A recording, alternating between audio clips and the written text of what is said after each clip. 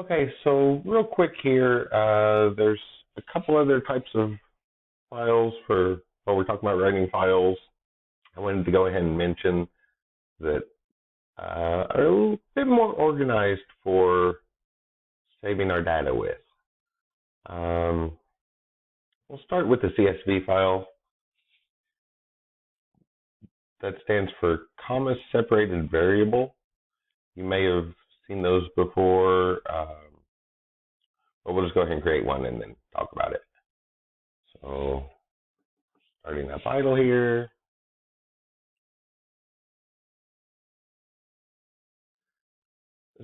CSVs are sort of a traditional way to store data in technically still a text file, but we delimit everything with commas to help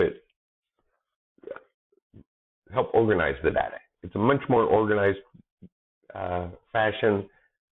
By default, the CSV file will open with a spreadsheet. We'll see that here in a moment. But it allows for data to be retrieved quicker.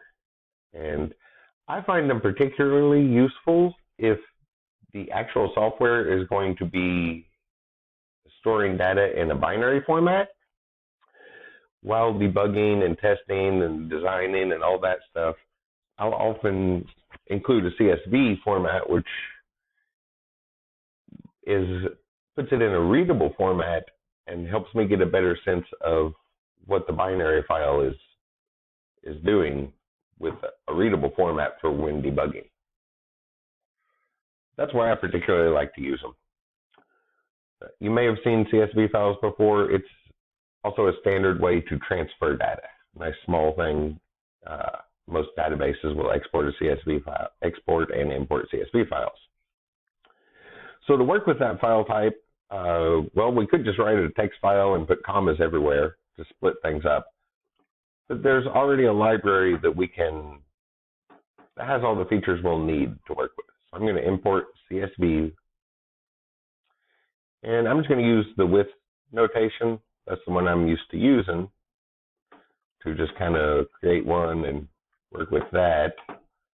Oh, some test files, so test 2, 3, 4, I can't remember what number we were on in the example, .csv, and mode equals, right, we'll open it in write mode as to file for a reference on our handler. And here we can create a particular object to write CSV files that has all the things for working with CSVs built in. That way we don't have to go through and add commas into a string to separate our data or parse through and look for commas when we read it. We can just call the CSV module.writer and then pass in what handler we want that writer to work with. Obviously, the handler we just created here. Writer.writeRow. Again, a lot of things in Python are written in juxtaposition case. But we have this argument to write a row of data. This method to write a row of data, and then we'll pass in the data we want written as an argument, which we haven't seen it yet, but this actually takes in an array. So for now, just the syntax, it seemed to fit here, everything except having not seen arrays yet. But hopefully the general concepts will make sense, and it's like a preview that'll make more sense when we see arrays next week. So square brackets to signify arrays. You may remember that from the SDEV 120 class. And this first one, I'm just going to send in basically headers. This is the default data I often use for just making up quick databases, just the name, age, and town data. That'll create one row in a CSV file. And again, we can call that object we created, the write row method, and pass in some data for it. So to match those three fields I made headers for, I'm going to pass in some data. And again, it's set up to work with arrays. which we haven't seen yet, but I'm going to put these strings inside of square brackets. I'll just say that for now. So I'm going to pass in my name, my age, and Clarksville, and the town I live in. Just to have a couple of them, I'll do one more. Writer.write row. And as an argument, we're going to pass in an array. And then these three fields, some name, some age, and some town, just to have more than one there, basically. And then I use the with notation, so I don't have to worry about closing it or anything. And I'll go ahead and create the file first, and then we'll come back and do the read one. So I'm going to save that, come over here to the flash drive.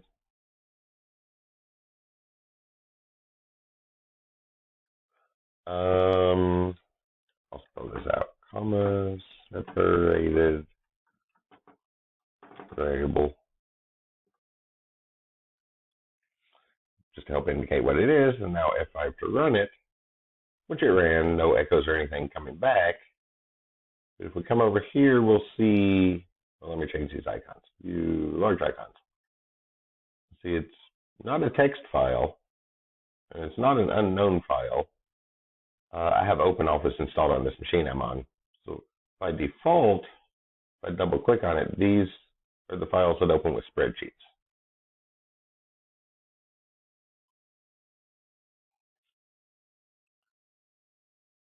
Zoom way out there for some reason.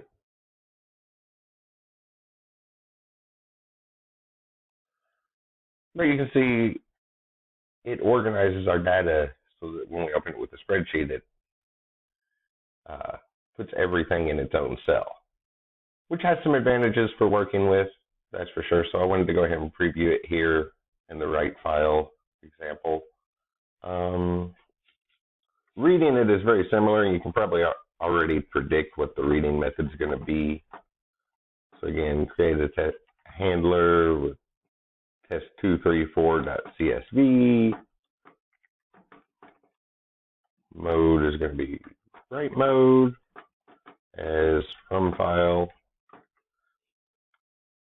and reader equals csv.reader, and then we're going to pass in the handler as an object from file.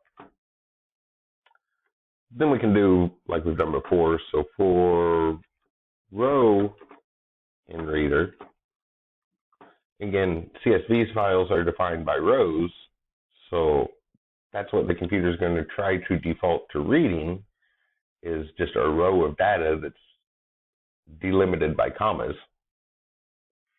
And delimited is just a technical term that means separated. So a row of data with all the data separated by commas. And for here, I'm just going to print this out. This can be a useful one to work with. Like I said, I like to use it when the actual software is going to use a store data in a binary file while working, putting it together, particularly debugging. I like to have CSV files going so that way I can read what's going on in that file and get everything prepared, make sure it all runs that way. If I run this, you can see it, well, it returned arrays, but we'll talk about those next week. But all the data is there in a form that we can easily access and work with. A lot easier than parsing through a large string in just a pure text file is kind of the reason I like those. So I wanted to preview that, a more organized way to work with the data. So like that first example, you can put it in a CSV, and once we've seen working with arrays, then you'd know where the employee information is in each row, the name, the pay rate, and all that stuff. So yeah, so that's just a quick example of CSV files. It seemed to, while we're talking about reading and writing files, this seemed like a good place for it. So I wanted to include that example.